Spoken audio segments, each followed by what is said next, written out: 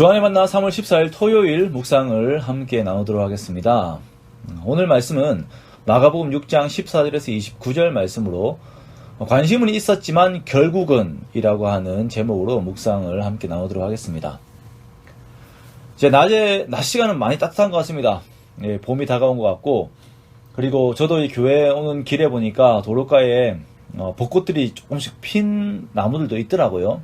그러면서 이제 정말 봄이 되었구나 싶은데 참 상황들은 봄이 아닌 것 같아가지고 마음이 좀 씁쓸합니다. 이럴 때 우리가 봄에 대해서 많은 기대들도 하였을 것이고 저도 그런 마음들이 있었지만 그런 상황이 주어지지 않았다 하더라도 그래도 여전히 함께 하시는 하나님을 바라보면서 함께 기도하는 시간을 가졌으면 좋겠습니다. 그 유튜브 그 영상 아래쪽에 보면 항상 기도 제목들이 있잖아요. 그 기도 제목들을 가지고서 함께 기도하며 계속적인 이어지는 기도를 하면서 주님 앞에 함께 나아가는 우리가 되었으면 좋겠습니다. 우리가 마가복음의 내용들을 함께 나누면서 계속 드러나는 주제는 믿음입니다. 중풍병자와 친구들로부터 해서 자신의 것을 버리고 주님을 따른 세리마태, 또한 야이로까지 우리는 믿음의 행적들을 계속 함께 보고 있어요. 자, 그런 가운데 우리 오늘은 헤롯에 대한 이야기를 함께 보려고 합니다. 헤롯과 세례 요한의 이야기인데요. 이 헤롯의 모습을 보면서 우리 가운데 있는 그 믿음의 성격들을 다시 한번 돌아보려고 합니다. 헤롯은 예수님의 공생의 기간 동안에 예수님과는 별 접촉이 없었습니다. 몇 가지를 보면 누가복음 13장에 따르면 예수님의 인기와 가르침이 헤롯에게 위협이 되었기 때문에 헤롯이 예수님을 죽이려는 시도가 있었다라는 것을 보여주고요. 또한 예수님은 이 헤롯을 여우라고 부름으로써 그의 교활함과 속임의 술수를 인정하지 않으셨습니다. 예수님께서는 빌라도에게 고난을 받으실 때에 우리가 잘 알듯이 잠시 헤롯에게로 넘겨진 적이 또 있었지요. 이렇게 예수님과 헤롯은 직접적인 그런 관계는 없었는데 헤롯은 오히려 세례 요한과 많은 접촉이 있었어요. 여기에서 우리가 계속 말하고 있는 헤롯은 헤롯 안디바입니다. 그의 아버지 헤롯 대제는 에돔 족속 사람이고요. 헤롯 안디바는 페트라의 아라비아 왕 아레타스의 딸과 먼저 결혼을 했었습니다. 그런데 그의 이복 동생 빌립 1세의 아내 헤로디아와 눈이 맞아서 함께 달아나는 그러한 사건이 벌어져요. 자, 이것을 세례 요한이 질책을 하자 헤롯은 세례 요한에 대한 존경심은 가지고 있었지만 공개적인 비난의 책임을 물어서 세례 요한을 감옥에 넣어버립니다. 헤롯에게는 소위 기회라고 하는 것이 주어졌었어요. 어떤 기회냐면 하나님의 말씀에 대해서 반응할 수 있는 그러한 기회죠. 그의 옆에는 마지막 선지자 세례 요한이 있었거든요. 마치 이세벨과도 같은 헤로디아가 그의 옆에 있으면서 세례 요한을 죽이려고 해도 헤롯은 요한을 의롭고 거룩한 사람으로 알고 두려워하여서 보호하였다라고 오늘 20절에 말씀을 하고 있습니다. 또한 세례 요한의 말씀을 들을 때에 그가 그 말씀에 의해서 크게 번민하면서도 달갑게 들었어요. 요한이 의롭고 거룩한 사람이라는 것도 알고 있었고 그의 입에서 나오는 말씀 또한 그러한 성격을 가지고 있다는 것도 본인이 느낍니다. 그 말씀 앞에서 자신의 모습을 보니까 번민이 되고 그의 심령을 괴롭게 하지만 의로운 말씀이기에 달갑게 듣고 있는 자신의 모습이 있는 것이에요. 그런데 여기에서 헤롯의 안타까움은 이것이 그냥 듣는 것으로 끝나버린다라는 것입니다.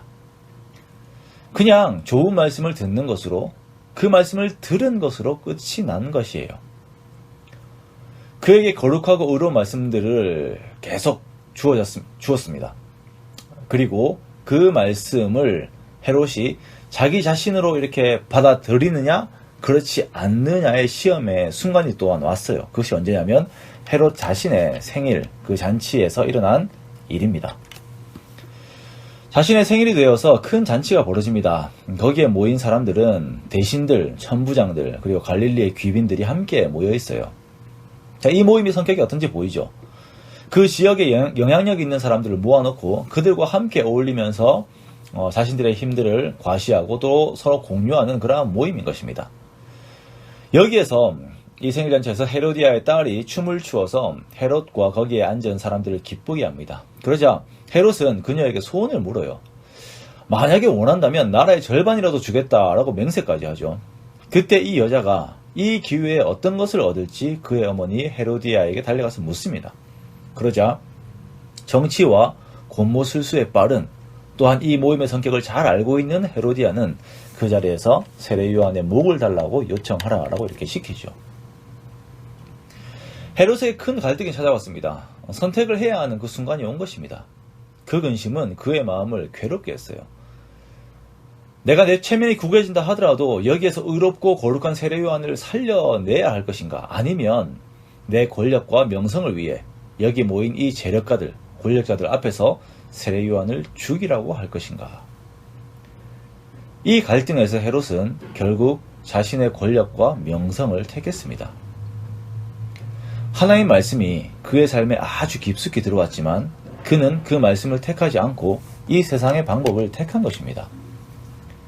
이렇게 헤롯은 구약에서부터 예언되었던 여자가 낳은 자 중 가장 큰 자, 광야에 외치는 자인 세례 요한을 죽이는 결과를 낳게 된 것입니다. 헤롯의 모습을 보십시오. 그가 잔치에 취해서 성급한 약속을 하면서 스스로가 만든 갈등의 상황에서 돌이킬 수 없는 죄악의 길을 택해버린 것을 우리가 보고 있습니다. 말씀에 찔림이 있었어요. 또한 그가 말씀을 달기도 들었습니다. 그러나 진짜 결정을 해야 하는 순간에 말씀을 대적하는 결정을 해버리는 것입니다. 이것이 헤롯의 모습이에요. 우리가 말씀을 많이 듣습니다. 그런데 듣는 것보다 더욱 요구되는 것은 그 말씀의 실현입니다. 우리의 삶에서 그것이 나타나야 합니다. 그래서 예수님께서도 열매로 그 나무를 안다라고 말씀하셨어요. 말씀을 아무리 들어도 내 마음이 완악하여 그 말씀에 순종하지 않고 결국 선택하는 것이 나의 욕심과 나의 자존심, 나의 이익, 세상의 눈치, 세상의 원리를 따라서 선택을 한다면 그것은 말씀과 상관없는 자가 되어버립니다. 우리는 주님의 말씀을 이루어내기 위해서 싸워야 합니다. 말씀을 이룬다는 것은 그 말씀을 대적하는 죄와 싸운다는 것이고 히브리서 12장 4절 말씀에 이 죄와 싸울 때에 피 흘리기까지 싸우라라고 명령하고 있어요. 내 자존심이 깎여도 세상에서 손해를 봐도 내가 욕을 먹어도 들은 말씀을 이루기 위해 그 말씀으로 가기로 결정하고 순종으로 걸어가는 것입니다. 이것이 진짜 믿음입니다.